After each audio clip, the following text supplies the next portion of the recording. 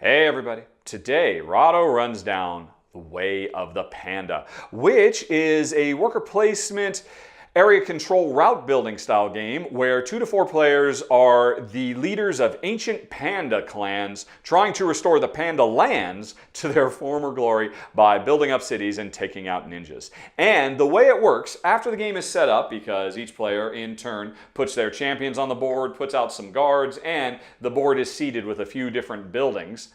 After all that's done, players are going to take turn placing workers over here on this board. Now, there are 26 different action spots to take, and no matter what you do, chances are you're placing your workers out here to get your champions to do something on the main board, like have them move, or have them complete quests, or get stronger, or build buildings, or get stronger and complete a quest, or do various and sundry things.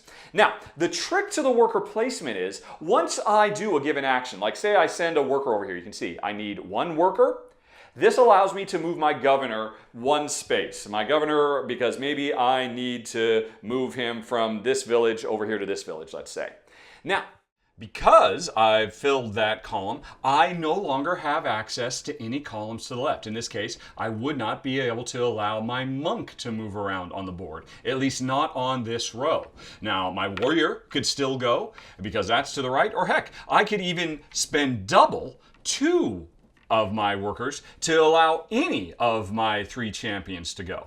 And, as you might imagine, once I move on to a new row, I can't go up anymore. So, once I have my warrior build a building, well, I no longer have the ability to have my warrior get stronger or my monk leave or re-enter the board, as an example. So, the longer we place workers, as we move to the right and as we move down, things get tighter and tighter.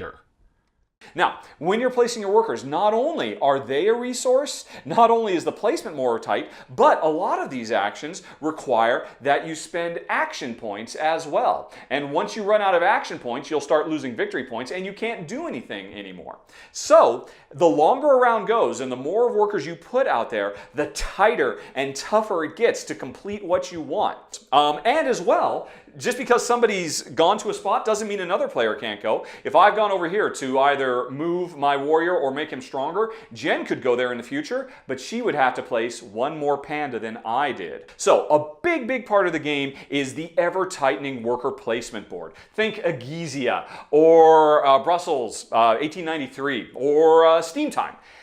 But all these actions are to drive the movement on the board. Like I said, you can have your champions move from one place to another if they're strong enough. You can make them stronger by getting them more of the tokens they need to become more and more powerful. And they need to become stronger because they need to be a certain strength to be able to travel along these roads because of the ninjas. The more ninjas, the stronger a champion has to be. But once a champion does travel, you can take one of your guard tokens and cover up a ninja. So now this road is a safer place to travel.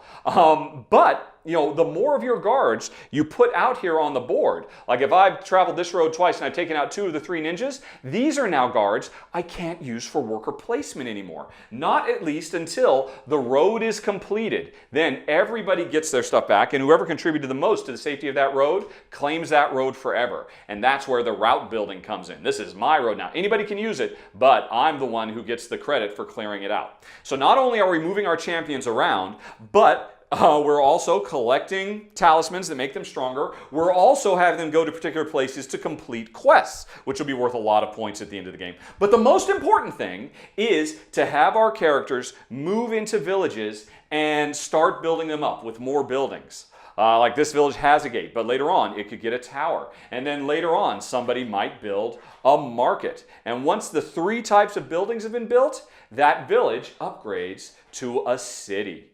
But then we can keep building in here and turn it eventually from a city into an almighty capital. Now, building up over time is a great way to score points, not only for the player who's doing it, but for the player who is responsible for keeping the road safe, because you cannot build certain types of buildings or numbers of buildings until enough guards are on the roads to keep it safe. And not only do you get points for building, but when you build these buildings, you get points for your opponent's guards seeing you do it. So, I mean, if you just pause and take a look at this, there is a ton of ways to score points in this game around building and around clearing out the roads.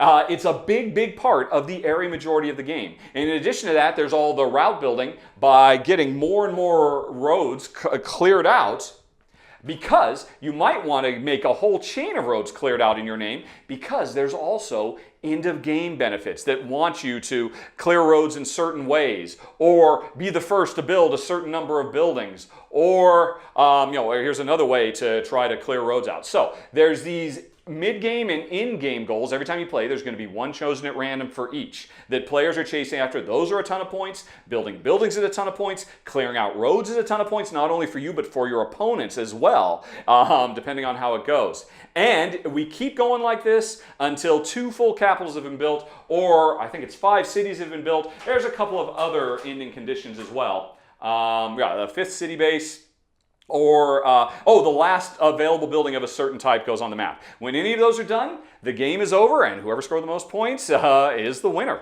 And that, folks, is Way of the Panda. This is a very clever, very exciting, fun worker placement game. The worker placement is stellar. It is so great, so tense, so tight, so much to think about. Your limited amount of guards, because hey, half your guards might be out there on the board and they're not available to do worker placement until they clear off the board. But not only is it your guards, but your ever-dwindling supply of action points you need.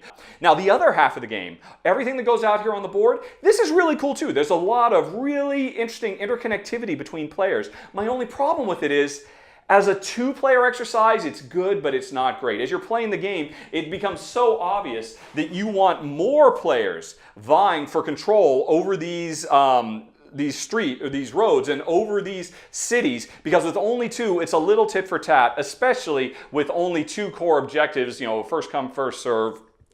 And so it becomes a little bit min-maxy at a 2-player count, which is a shame. I think at a higher player count, Way of the Panda is phenomenal. As a 2-player game, I like it a lot, but I almost wish the worker placement was driving some other game rather than this area control route building game, which really needs more than 2 to be at its best. But that's it, folks. That's a quick rundown of Way of the Panda. Thanks for watching. Have a very, very nice day. Talk to you later. So long. Bye-bye.